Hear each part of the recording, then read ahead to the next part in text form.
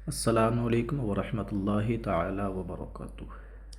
तो नाज़रीन, मैं आज मुफ्ती सलमान अज़हरी साहब का बड़ा ही खूबसूरत बयान आप लोगों की खिदमत में लेकर के हाज़िर हुआ हूँ। आप लोग भी मुफ्ती साहब का इस बयान को सुनिएगा और अपने ईमान को ताज़ा कर लीजिएगा। मिंबर नूर पर जलवाबार सादात मशाइख उलमाए ज़वील एहतराम हाज़िरीन अहले सुन्नत व जमात, अस्सलामु अलैकुम व रहमतुल्लाहि व बरकातुहू।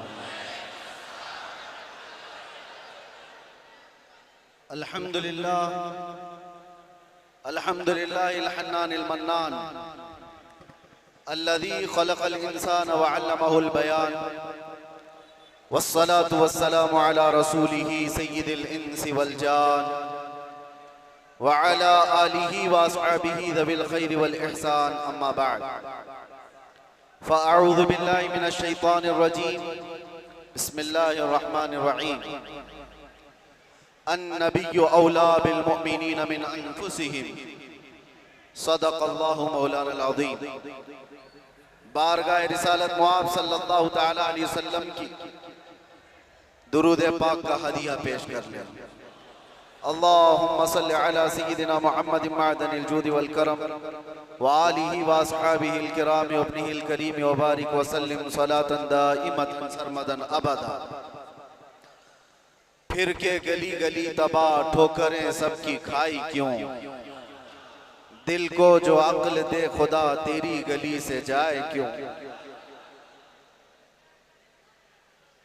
अब तो न रोक ऐ गनी आदत सग बिगड़ गई, मेरे करीम पहले ही लुक़मे तर खिलाए क्यों। जान है इश्क़ मुस्तफ़ा रोज़ फज़ू करे खुदा, जिसको हो दर्द का मज़ा नाज़े दवा उठाए क्यों। अल्लाह तबारक व तआला आपकी ये मोहब्बत व अक़ीदत को सलामत रखे। मैं बहुत देर से देख रहा हूँ हर कोई किसी को बिठा रहा है, और मैं ये भी महसूस कर रहा हूँ बैठे तो बेचारा कोई बैठे कहाँ। जो जिस हालत में खड़ा है, जैसे है उसी अंदाज में खड़ा रहे। हजरत मौलाना इलियास काजी साहब मुझसे कह रहे थे आज यहाँ ऐसा लग रहा है कि जैसे शबे कदर है। मैं उनसे ये कहता हूँ हुजूर पाक सल्लल्लाहु अलैहि वसल्लम के नामूस की जहाँ बात हो, हजारों शबे कदर से भी अभी शबे कदर मिली है मेरे मुस्तफ़ा की बरकत से। सारी बरकतें उस हस्ती पाक की हैं, आबरू माँ ज़नाम मुस्तफ़ा। हम सब की इज्जत व आबरू उस नाम पाक से वाबस्ता है, और इसीलिए हम बार बार ये कहते हैं वो जो न थे तो कुछ न था, और वो जो न हो तो बस। यही अकीदा भी है और यही जिंदगी भी है। वो जो न हो तो कुछ ना हो। इसीलिए मेरे अजीजों, एक और बात जिसकी वजाहत भी कर दूं। लोग आज दो दो पोस्टर मेरे पास भेज कर कह रहे थे कि उधर भी है इधर भी है, कैसे प्रोग्राम। असल में ये तिलक नगर में होने वाला प्रोग्राम था। वहाँ के गयूर हजरात ने बड़ी मेहनतें की, मोहब्बतें उनकी भी अपनी जगह पर, लेकिन मेरे मुस्तफ़ा करीम सल्लल्लाहु अलैहि वसल्लम को जहां मंजूर हो, मेरे रब को जहां मंजूर, बात वहीं की जाती है। शायद गुरदल्ली वालों का खिंचाव ज्यादा हो। वैसे तो यहाँ पर रेशम का काम करने वाले ज्यादा हैं। बनारसी हजरात को मैं अच्छी तरह से जानता हूँ। इश्क़ रसूल के मामले में वो इतने नरम रेशम भी नहीं है, रस्सियों से मजबूत है। आज कुछ उनके मामलात की वजह से, जगह की किल्लत की वजह से, परमिशन के मामलात में इधर मूव हो गया।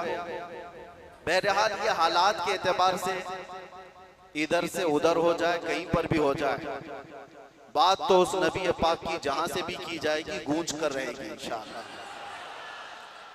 और मुझे पता है हम उस मुल्क में जी रहे हैं जहां अफगानिस्तान का तालिबान मेहमान बन सकता है, और हिंदुस्तान में जन्म लिया सलमान नहीं आ सकता।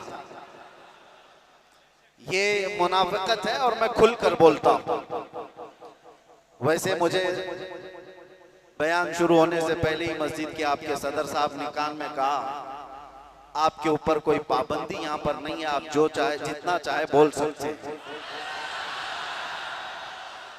लेकिन मैं सदर साहब से कहता हूं, पाबंदी लगा भी देते तो हम धज्जियां उड़ा के भी जाते हैं, इसलिए कि पाबंदी हुजूर पाक सल्लल्लाहु अलैहि वसल्लम का नाम लेने के लिए कोई माँ ने आज तक जन्म नहीं लिया, किसी माँ ने आज तक ऐसा बेटा जन्म नहीं दिया जो हुजूर पाक सल्लल्लाहु ताला अलैहि वसल्लम के नाम पाक को इस रूए जमीन से खत्म करके दिखा सके।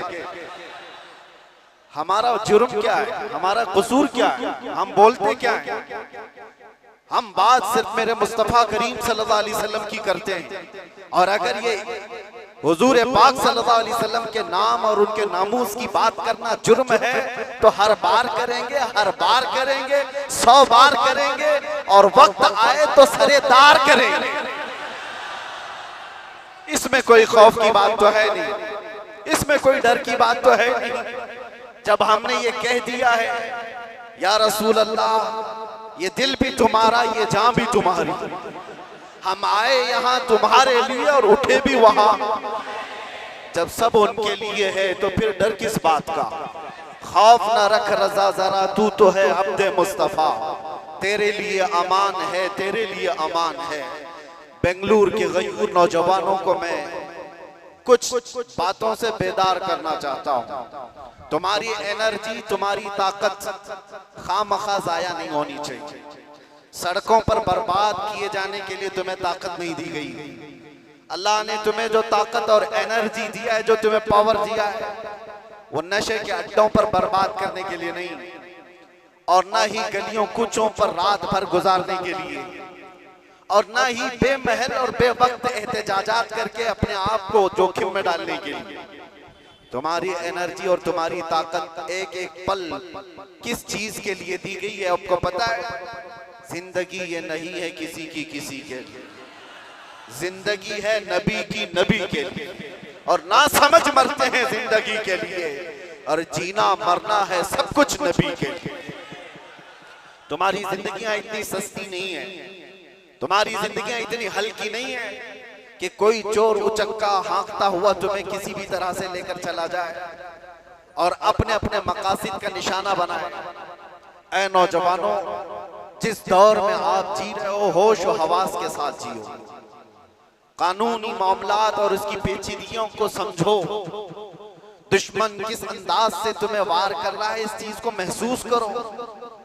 यकीनन मेरे आका सल्लल्लाहु ताला अलैहि वसल्लम की मोहब्बत और उनकी असमत एक ऐसी चीज है जिस पर मुसलमान कंप्रोमाइज नहीं करता, और ये दुश्मन को अच्छी तरह मालूम है। हमें भड़काने के लिए, हमें आपे से बाहर करने के लिए, जानते हो वो कौन सी चीज का इस्तेमाल करते हैं? सिर्फ और सिर्फ मेरे नबी का नाम इस्तेमाल करते हैं। उनको पता है ये इसकी माँ की गाली से भी उतना नहीं भड़केगा, ये इसके बाप और इसके खानदान को कोसो तो भी नहीं भड़केगा, इसके घर को बिल्डोजर से तोड़ दो तो भी नहीं भड़कता। ये अगर बेकाबू होता है तो आमिना के लाल की इज्जत पर उंगली उठा दे। ये अच्छी तरह से दुश्मन को मालूम है, इसीलिए बार बार इस तार को छेड़ा जाता है। उन्हें छेड़ने दो, वो अपनी हैसियत के मुताबिक छेड़ करके समझ रहे हैं, लेकिन हकीकत में मेरे अजीजों मैंने महसूस किया इस कौम को अल्लाह हमेशा सलामत रखे। मैं कभी कभार रातों में बैठे फिक्र भी करता कि इन नौजवानों से मुस्तकबिल क्या होने वाला है, जो रात भर नशे के अड्डे में गुजारते हो, गाने सुन करके दिन भर बिस्तर पर सोए रहते हो। उम्मत मुस्लिमा का क्या होगा? हम पहले बहुत जज्बाती तकरीरें कर चुके, माशरे की इस्लाह के लिए हर बुराई पर हम उंगली रख चुके, बहुत फिक्र अंदाज, काफी फिक्र होती थी। लेकिन मैंने देखा ये वो नौजवान जो नशा में मेरे साथ जेल की कैद काटे हुए नौजवानों को भी जानता हूं, जो हर तरह का नशा करके आए हुए थे, एडिक्ट थे, और कोई 10 साल से, कोई 15 साल से, कोई 20 साल से, और सारी कड़ियां जोड़ करके मैं आकर के देखता हूं कौन है जो इन्हें नशा पर उभारता है, कौन इनकी गलियों में नशा बेचता है, कौन सप्लायर है, कौन उभारता है, कौन पहुंचाता है। कानून को भी मालूम है कहां बिक रहा है, कहां सप्लाई हो रहा है, सबको पता है। और खासकर तुम्हारे मोहल्ले क्यों टारगेट है, कभी सोचा आपने? ये सिर्फ बेंगलुरु की बात नहीं, जाओ मुंबई जाओ, कलकत्ता जाओ, दिल्ली जाओ, किसी भी, हैदराबाद, हर इलाके में मुसलमान क्राउडेड जो इलाके हैं, हमारी ज्यादा आबादी जहां पर, उन इलाकों को इन तमाम बुराइयों से घेर लिया गया है नशा से। क्यों तुम टारगेट हो? वजह यही है मेरे अजीज, इसलिए कि दुनिया को खौफ दूसरी कौमों से नहीं, मोहम्मद अरबी के गुलामों से इतना डर है कि इसी दिन ये खड़ा हो गया तो दूसरों की नींद हराम कर देगा। पता है इसको इन तमाम खुराफात में मुलव्विस करके, नशा का आदी बना करके इसको सुला दो। ठीक है, इन्होंने कर लिया, किसी को 10 साल से, किसी को 20 साल से, किसी को 25 साल से नशा में मुब्तला करके रख दिया। हम भी डरे हुए थे कि ये नशा खोर नौजवान क्या करेंगे, मुस्तकबिल क्या होगा इनका। लेकिन मेरे अजीजों, मैंने अभी माजी करीब में, साल 2 साल में ये भी महसूस किया, नशा छोड़ना आसान भी नहीं है। जो एडिक्ट होता है वो जल्दी छोड़ता भी नहीं। अरे गुटखा नहीं छोड़ता तो वो दूसरी बातें कहां जल्दी छोड़े। लेकिन मैंने इलाज भी देखा, ये वो नौजवान 10 साल, 12 साल, 15 साल से नशा में एडिक्ट हैं, पूरी दुनिया ने इनको टारगेट कर कर करके नशा खिलाया और इनको 36 घंटे 48 घंटे सोने वाले नौजवान बनाया। मैंने देखा है 36 घंटे सोने वाले, और डर था हमें कि इनसे होगा क्या मुस्तकबिल। लेकिन मेरे अजीजों, हमारा ये अंदेशा, हमारा ये डर गलत निकला। दुनिया ने सब कुछ एड़ी चोटी का जोर लगा दिया इस नशा में मुब्तला कर कर कर करके कि इनको मफलूज कर दे, इनको पैरालाइज कर दे। लेकिन मैंने देखा, एक बार पुकारा आई लव मोहम्मद, उसके बाद फिर देखा वो नौजवान जो 20 साल से नशा में है, नाम मोहम्मद का नशा चढ़ गया है। मैंने पूछा वो पुराना नशा कहां चला गया? पुराना नशा जिसमें 36 घंटे सोता था, वो नशा कहां चला गया? मैंने उन नौजवानों को देखा, वो झूमते हुए कहते हैं वो नशा अलग है, ये उस मुस्तफा के नाम की मोहब्बत का नशा अलग है। मैं ये चाहता हूं मेरे अजीजों, आओ उस नाम पाक के नशे में, इससे बढ़कर के बेहतर खुमार कोई है नहीं। इसीलिए जो उस मोहब्बत के नशे को पी लिया, तब फिर वो गुनगुना करके यूं कहा था, कुछ ऐसा कर दे मेरे किरदिगार आंखों में, हमेशा नक्श रहे रूये यार आंखों में। उन्हें न देखा तो किस काम की है ये आंखें, कि देखने की है सारी बहार आंखों में। आपको मैं उसी चीज की दावत देने के लिए आया हूं। नौजवानों, ये धड़कता दिल किसी लैला को देने के लिए नहीं है, एक ही दिल है। उस लैला को क्या दें जो हर 4 दिन के बाद मजनू बदल देती हो? उस लैला को क्या दें जो पैसे देख करके बदल जाती हो, मनसब देख करके घर बदल लेती हो? हम उस दरबार में अपने आप को डाल दें जहां के मुतालिक ये कहा, जब तक बिके न थे तो कोई पूछता न था। या रसूल अल्लाह, तुमने खरीद कर, सिर्फ अनमोल नहीं, बात यहीं तक नहीं है, जिसको रसूलुल्लाह ने खरीदा वो अबू बकर था तो सिद्दीक बनाया है, उमर था तो फारूक बनाया है, उस्मान था तो जुन्नूरैन बनाया, अली था तो हैदर कर्रार बनाया, बिलाल था तो फखरे आसमान बनाया है, अब्दुल्ला इब्न मसऊद को फखरे फिक़ा बनाया है। जो आया, जिस अंदाज से आया, मेरे मुस्तफा ने उतना नवाजा है। आज के दौर में हम देख रहे हैं, मुझे दुनिया क्यों पूछती है, मुझे दुनिया क्यों देखना चाहती है। यहाँ का मजमा भी मैं जानता हूँ, ये सुनने कम देखने ज्यादा आया हुआ है। सुनने के लिए तो यूट्यूब से सुन ही रहे, सारी तकरीरें पहुंच भी रहे, और ऑनलाइन अभी भी चल रहा होगा, घर बैठ के देख सकते हैं। लेकिन ये उमड़ता हुआ मजमा जो देखने के लिए आया है, वो इसलिए कि मेरे अजीजों दुनिया को ये बता दे, दुनिया सेलिब्रिटीज को देखने के लिए कतार लगाती होगी, ये उम्मत ऐसी है मुस्तफा के कैदी को देखने के लिए उमड़ आती है।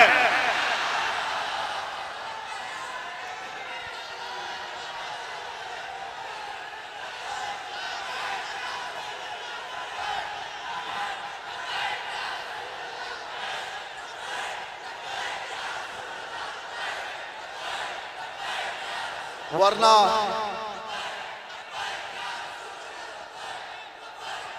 तवज्जो मेरे अजीजों, इस भरी दुनिया में हम जानते हैं जेल से छूटा हुआ आदमी मुंह छुपाकर घूमता है।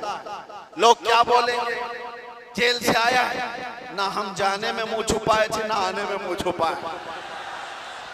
अरे वो छुपा करके वो जाए जो चोरी करके गया हो, जो डकैती करके गया हो, रेप केस में अंदर गया हो, माल खा करके अंदर गया हो, वो क्यों मुंह छुपाए जो लब्बैक या रसूलुल्लाह कह कर गया हो। आपके लिए भी मैं कह रहा हूं, मुंह छुपाने की नहीं, ये मुंह उठाने का वक्त है, उठाने का वक्त है। इसलिए कि मेरे अजीजों, उस नामे पाक के बाद अगर कोई मुसीबत आती है तो ये हुकूमतें या ताकतों के जरिए से वो तो जरिया बनते हैं। असल बात ये है कि हमें अल्लाह तबारक व तआला उस अजीम इम्तिहान से गुजारना चाहता है जो बिलाल हबशी को दिया गया है, जो खब्बाब बिन अल-अरत को दिया गया है, जो खुबैब बिन अदी को दिया गया है, जो ज़ैद बिन दसना को दिया गया है। मैं तारीख पढ़ता हूँ, हमेशा एक बात याद आती है, मेरे साथ भी सेम मामला हुआ था। हालांकि कंपैरिजन कुछ नहीं, बिला तशबीह बिला तमसील। इमाम अहमद बिन हम्बल 5 लाख हदीसों के हाफिज हैं। आपको एक फतवे की वजह से 3 बार कोड़े मारे गए, 3 बार। और कोड़े किसको कहते हैं? ये जो कमर का बेल्ट है इसको नहीं, वो चमड़े का पट्टा होता था, एक बार मारते थे तो चमड़ी लगकर आ जाती थी। ऐसे कभी 80 कोड़े, कभी 100 कोड़े। इमाम अहमद बिन हम्बल को जब ले जाया जा रहा था, ये तीसरी मर्तबा था, वक्त का खलीफा जब जल्लाद को हुक्म दिया कि इस बार फिर इनको कोड़े मारो, इनको फतवा वापस लेने के लिए कहो। एक शख्स ने कान में आकर के कहा, वो भी बड़े आलिम थे उस वक्त, कहा कि आप मुझसे कान में कह दे से मैं सारा मामला सही कर लूंगा, निपटा लूंगा। आपने कहा मेरे मुस्तफा की इज्जत और उनकी शरीयत कानों में नहीं बोली जाती, कानों में नहीं। इसलिए हम भी भरे मजमा में कहते हैं। आप जा रहे थे तो एक मशहूर चोर था, बगदाद था, उसने पुकार करके क्या कहा, अहमद बिन हम्बल सुनो, मैं चोरी में 1500 कोड़े खा चुका हूं, चोरी कर कर करके बार बार पकड़ा जाता हूं, कोड़े खाता हूं, लेकिन फिर भी मैंने चोरी नहीं छोड़ी, चोरी अभी तक मुझसे छूटी नहीं है। ऐ अहमद बिन हम्बल, मैं चोरी छोड़ भी दिया अगर, तो ज्यादा से ज्यादा मेरे बच्चों के पेट पे फर्क आ सकता है। आप ये कोड़ों के डर से हक बात बोलना न छोड़ें, इसलिए कि अगर आप समझौता कर लिए तो पूरी उम्मत बर्बाद हो जाए। इमाम अहमद बिन हम्बल कहते हैं, अच्छों से बढ़ करके उस चोर ने दर्स दिया था, उस चोर ने सबक सिखा दिया था कि लोग सजाओं के डर से जब चोरी नहीं छोड़ते तो हम सजाओं के डर से मेरे मुस्तफा का नाम लेना क्यों छोड़ दो, हुजूर की इज्जत पर बात करना क्यों छोड़ दो। और अब तो हमें पता है हमारी जिंदगी बची क्या है, हमारी जिंदगी की असर हो गई। जिसकी उम्र 40 साल के करीब होती है, वो कहा जाता है असर का वक्त हो गया उसकी जिंदगी। असर से मगरिब में कितना टाइम रहता है? सूरज डूबने को बहुत थोड़ा सा वक्त रहता है। हमारी जिंदगियों की असर हो गई, मगरिब में थोड़ा सा वक्त बाकी है। जो जीना था रब तबारक व तआला ने खुशियां अता की, बचपना भी खुशहाल, हमारी जवानी भी खुशहाल, हमने जो पढ़ना था पढ़ लिया, शादी बच्चे सब हो गए, तिजारत भी हो गई, माल भी, घर भी, सारी चीजें अल्लाह ने जो जीने की दुनिया में सराय सब अता कर। अब इस वक्त जब असर से मगरिब का वक्त हो चुका हो, आदमी अगर अल्लाह के जिक्र से मुंह फेर ले और इधर सूरज डूब जाए तो फिर उसकी जिंदगी इससे ज्यादा नहुसत में नहीं आ सकती। उससे बदकिस्मत कौन है जिसकी फजर अच्छी हुई, जोहर अच्छी हुई, असर तक अच्छे पहुंचा और असर के बाद बिगड़ गया, तो उससे बढ़ करके बदनसीब कौन है। इसलिए मेरे अजीजों, अब तो हम कंप्रोमाइज नहीं करने वाले, अब तो हम समझौता नहीं करने वाले। अब जो होना है, जिसको हमारे मुहावरों में कहा जाता है, जब सर ओखली में रख दिया तो मुसल से क्या डर। आदमी को पता है। बहरहाल आपसे मेरा एक मैसेज है, आपसे मेरा एक पैगाम, ये और फितनों का दौर आता जाएगा और फितनों का दौर बढ़ता जाएगा। मेरे नबी पाक सल्लल्लाहु अलैहि वसल्लम ने फरमाया, मैं देख रहा हूं फितने मेरी उम्मत पर इस अंदाज से आ रहे हैं जैसे बारिश के कतरे, बारिश के कतरे जिस तरह आ रहे हैं, इस तरह से फितने आएंगे। तस्बीह का दाना यानी तस्बीह, उसकी गांठ अगर टूट जाए तो दाने किस तरह से बिखर जाते हैं। हुजूर पाक फरमाते हैं, उम्मत में फितने इसी तरह से होंगे, एक दाना पकड़ने जाओगे दूसरा सरक जाएगा, दूसरा पकड़ने जाओगे तीसरा निकल जाएगा। तुम एक फितने से निकल करके आ रहे होगे, दूसरा सामने होगा और तुम ये कहोगे इससे बड़ा फितना तो मैंने देखा ही नहीं, जबकि उसके बाद फिर फितना आएगा। हुजूर फरमाते उसको देखकर फिर कहोगे तुम इससे बड़ा तो मैंने देखा ही नहीं। इस दौर में हम जिंदगी गुजार रहे हैं। हर आने वाला दिन एक नया फितना लेकर के आएगा। इसी जमाने के मुतालिक मेरे मुस्तफा सल्लल्लाहु अलैहि वसल्लम ने फरमाया, तुम्हारा ईमान पर कायम रहना इतना मुश्किल हो जाएगा जितना हथेली में अंगारा लेकर खड़ा होना मुश्किल हो जाएगा। आग का अंगारा लेकर आदमी हथेली में खड़ा हो सकता है, इतना ही मुश्किल हो जाएगा। मैं देख रहा हूं उस दौर को, लोग हवाओं में ईमान बेच देते। आज जिसकी हवा देखा उसकी बोली बोलना शुरू कर दिया। इधर आंधी चल रही है, उसके पीछे भाग गए। इसीलिए हुजूर पाक सल्लल्लाहु अलैहि वसल्लम ने यह भी फरमाया था कि ताकत की बोलबाला ऐसा होगा कि लोग उसी को सब कुछ समझ रहे होंगे। आज वही है ताकत, हुकूमत, सत्ता जिसके पास है, लोग ये समझते हैं उनके साथ ही रहने में भलाई है, उनके साथ ही रहने में भलाई है कि कुछ उनका छूटा हुआ झूठा खाने को मिल जाएगा। मेरे अजीजों, ये ईमान की अलामत नहीं। हुजूर ने ये भी फरमाया, दज्जाल जिस वक्त जमाने में आएगा, दज्जाल उस वक्त का हाल ये होगा, हजारों की तादाद में लोग ईमान छोड़कर उसकी फौज में शामिल हो जाएंगे। और हुजूर ने फरमाया, दुनिया शुरू होने से लेकर कयामत तक उससे बड़ा कोई फितना नहीं। वो दौर भी आने वाला है। उस दौर की अलामत में क्या बताया मेरे आका ने? इरशाद फरमाया, सच को झूठ बना दिया गया होगा और झूठ को सच बना करके पेश किया जा रहा होगा। क्या आज ये पूरा निजाम कायम नहीं है? ये सारा मीडिया ये दज्जाली निजाम पर चल रहा है। ये सब दज्जाल के चेले जितने भी बैठ करके भोगते हैं, जो सच्ची बात होगी उसको ऐसा तोड़ मरोड़ करके बयान करो कि वो झूठी लगने लगे, और झूठ को इतना सजाओ, इतना बोलो कि सच लगने लग जाए। आज उस दौर में तुम जी रहे हो। कितने बड़े बड़े चैलेंजेस हैं तुम्हारे पास, कितने बड़े बड़े चैलेंजेस हैं। ईमान पर कायम रहना मुश्किल हो जाएगा। इन हालात में अब आला हजरत क्या फरमाते हैं? इरशाद फरमाते हैं, जब ऐसे हालात होंगे, उसको कहा गया है सूना बन है, सोना सहर है, सोना पास है, सोना बन है, सोना सहर है। उठ प्यारे, 3 बार फरमाया आला। सोना पास है तेरे, सोना क्या है? गोल्ड तेरे पास है। सोना बन है, बन कहते हैं जंगल को। सूना जंगल सुना होगा नाम, वीरान है, बिल्कुल आवाज ही नहीं है, सूना जंगल है, सोना पास है, सूना बन है, और ऐसे वक्त में सोना जहर है। समझ में आई बात? 3 बार सोने का लफ्ज इस्तेमाल किया और तीनों में अलग अलग माने।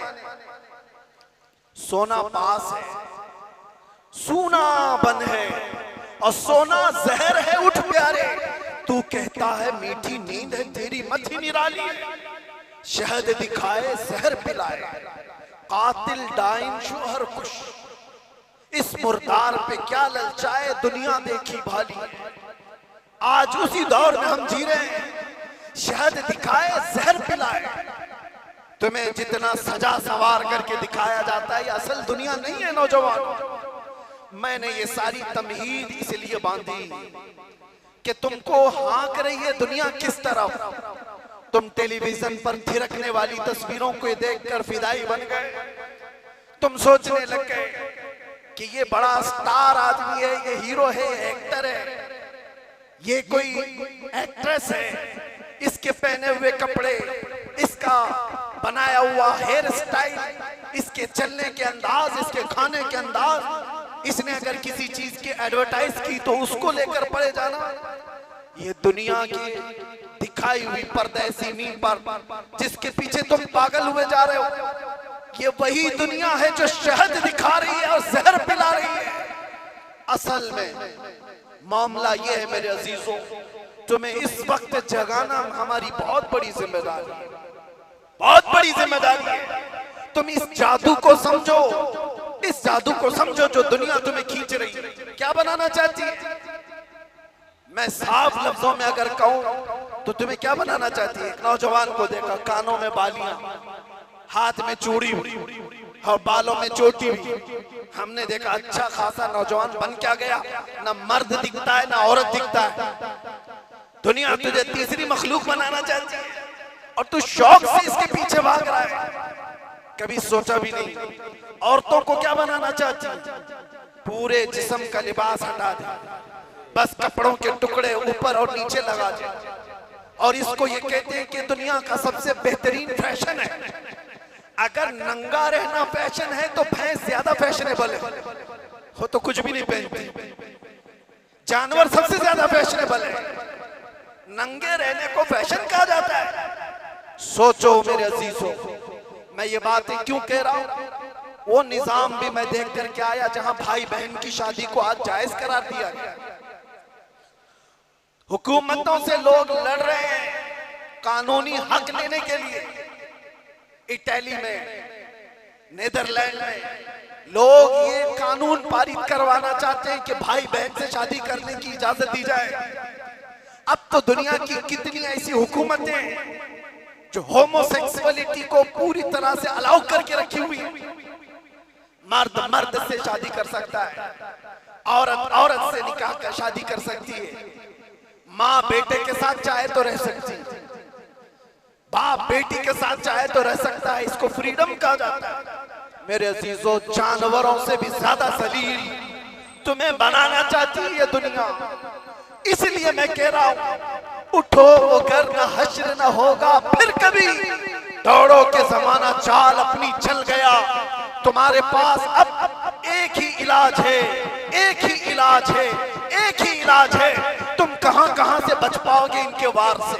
तुम्हारे घरों में जो टेलीविजन है, सोचते थे पहले कि टीवी चालू करेंगे तो नंगे नाच होंगे। अब वो जमाना भी गया। इस दुनिया ने तुम्हारे हाथों में पहुंचाया, तुम्हारे हाथों में नहीं बल्कि तुम्हारी उंगलियों के एक टच में जितनी गंदी फाहिशा चीजें देखना हो सब देख सकते हो।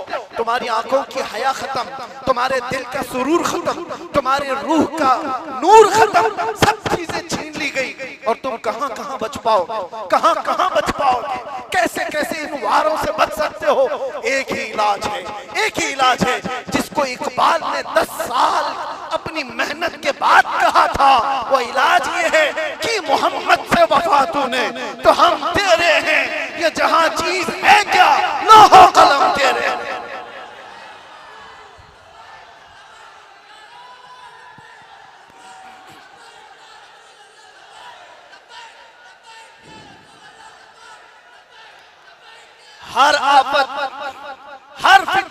हिफाजत चाहते हो, एक साथ के पास आ जाओ। बुलहवसन सीमा सर की बंदगी अच्छी नहीं, उनके दर की भीख अच्छी, सरवरी अच्छी नहीं। उस जमाने के जो सहाबा, मेरे अजीज